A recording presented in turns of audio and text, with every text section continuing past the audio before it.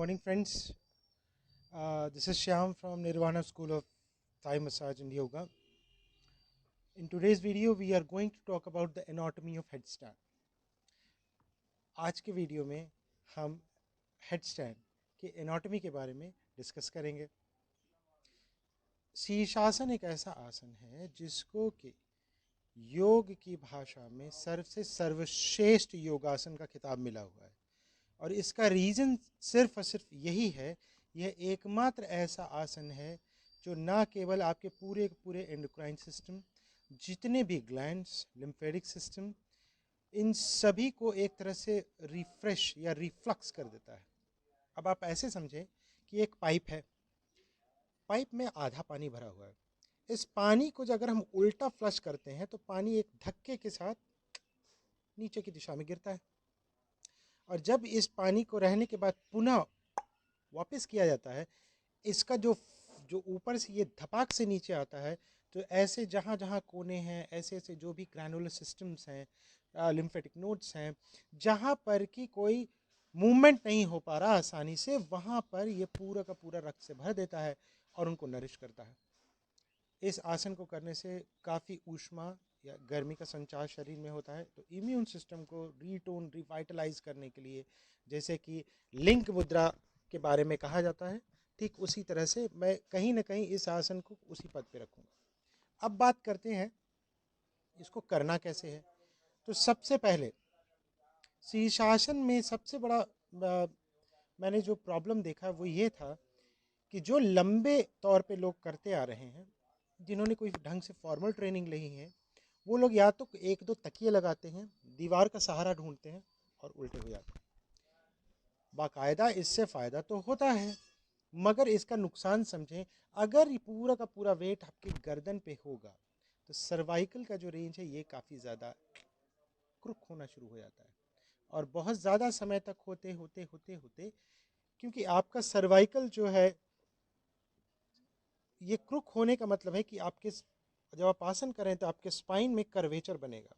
तो ये ऐसे जा रहा है तो स्पाइन, अगर सर्वाइकल आपका इस दिशा में क्रुक है तो स्पाइन आपका इस दिशा में क्रुक होना शुरू हो जाएगा, और आपके पाँव उसके ऑपोजिट दिशा में कॉम्प्लीमेंट करेंगे। तो कहीं ना कहीं बॉडी के पॉस्चर में बहुत बड़ा बदलाव ये ले आता है। लॉन्ग टर्म करने में फ़ायदा होने के साथ साथ नुकसान ज़्यादा होगा। पूरे का पूरा ट्रपीजियस, स्केलिन और स्कैपुला जो है क्रैम्प रहेगा। ऑक्सीजनेशन होने के लिए जो डायफ्राम हम रिलीज़ करते हैं शवासन में अलग अलग तरीक़ों से, ये कहीं ना कहीं उसको और लॉन्ग क्रुक कर देगा और वो फ़ायदा ना मिल पाएगा। तो इसको करना कैसे है, इसमें हम कैसे करेंगे इसकी बात नहीं करेंगे, मगर सावधानियों की बात करेंगे, क्योंकि कैसे करना है ये सही में एक face to face interactive session होना चाहिए, ना कि किसी वीडियो के माध्यम से।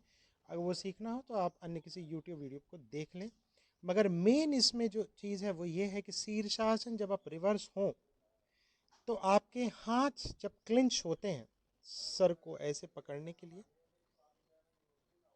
इस दिशा में जब ये आपको पकड़ते हैं, उसके बाद जब आप उल्टा होते हैं रिवर्स, तो हाथों के पोजीशन थोड़ा सा ऊपर हो जाना चाहिए, जिससे कि ये आपके सर को पूरी तरह से ब्लॉक करके पकड़ ले। उसके बाद सबसे इम्पॉर्टेंट चीज़ ये है कि यह जो आपका दोनों हाथों के बीच का जो एरिया है, ये 90 डिग्री या उसके लगभग में रहे तो बहुत बढ़िया। इससे आपको पूरा सपोर्ट हाथों पे आता है। हाथों में खास तौर से ये जो बीच वाला पार्ट है, जहाँ पर ये बल्ज है हड्डी का, इन दोनों कोनों पे बेसिकली आपका जो इंटेलिजेंस है पूरा ध्यान रहे, और इसको आपको पूरा टाइट कर लेना है, जिससे कि स्थिरता, दृढ़ता आपको मिले। और जब ये स्थिर होगा, दृढ़ होगा, आपके ये जो भी बाइसेप्स हैं ये इधर की तरफ रोल करेंगे, और आपका जो स्कैपुला है वो पूरा टाइट हो जाएगा। तो जब आप इन्वर्जन करते हैं तो कहीं ना कहीं इस रिजिड स्ट्रक्चर के बीच में आपका जो स्कैपुला है उसके बीच में आपकी गर्दन झूलनी चाहिए, लंबी हो जानी चाहिए। तो अगर शीर्षासन करते वक्त यहाँ टाइटनेस है, रेडनेस आ रहा है, चेहरा लाल हो रहा है, गलत है। आपका गर्दन रिलीज होना चाहिए, लंबा हो जाना चाहिए उल्टा होने पर भी, तो ये टाइटनेस, रिजिडनेस, रेडनेस नहीं आएगा।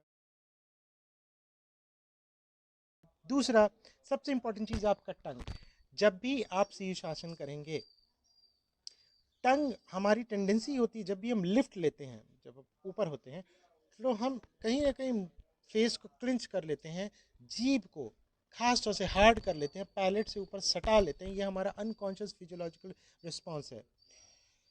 हमें ये ध्यान देना कि हमारा जीभ सॉफ्ट रहे और हमारा लिफ्ट आसानी से धीरे से हो, इस चीज़ को ध्यान में रखें।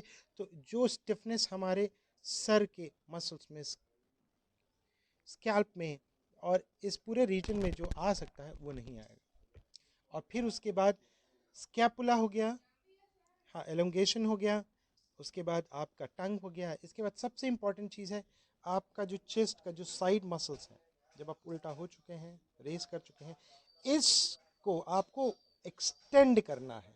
स्कैपुला के वेट पर गर्दन नीचे गिरेगा और ये ऊपर, ये यानी ऊपर की तरफ एक्सटेंड करेगा और इस स्ट्रक्चर के बीच में पूरा का पूरा बॉडी खड़ा रह पाएगा।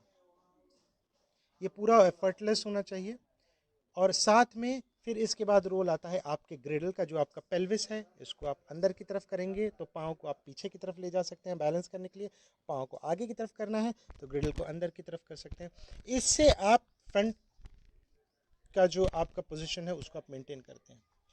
और ये जब हो जाए तो इसके बाद सबसे इम्पॉर्टेंट है कि आप जब दोनों टांगों को, जो पंजे हैं, उनकी एरिया को आप मिलाते हैं, उंगलियों को मिलाते हैं और पाँव के साथ आप जो आपके थाई का जो इनर स्किन है, अंगूठे के साथ लगा हुआ जो इनर स्किन है, इसको आप एक्सटेंड करते हैं ऊपर की तरफ, जैसे आप अपने पेल्विस को ऊपर की तरफ ले जा रहे हैं। याद है जैसे आप ताड़ासन करते हैं, सेम वही स्थिति इन्वर्जन में होनी चाहिए। अगर आप इस तरह से करेंगे आपको कोई एडिशनल स्ट्रेस नहीं आएगा, कुछ नहीं होगा, और जो लाभ मिलेंगे वो अनगिनत हैं शीर्षासन के। तो हमेशा इसको जब भी करें सावधानी से करें। हमारे कोर्सेज में जो नामांकन था जनवरी से दिसंबर, आज वो समाप्त हो गया। हमारे जो 10 स्टूडेंट्स की जो बात थी वो आज फुलफिल हो चुकी है। तो अब उस सत्र में हमने एडमिशन बंद कर दिया है। अब हमारे पास जुलाई 2020 से जून 2021 का सत्र चालू है। अगले वीडियो में हम बात करेंगे धनुरासन, चक्रासन, आखिर इन दोनों में क्या कॉमन है और इसको करने के लिए हमें किन किन सावधानियों का ध्यान रखना पड़ेगा। आज के लिए बस इतना ही। बहुत बहुत धन्यवाद।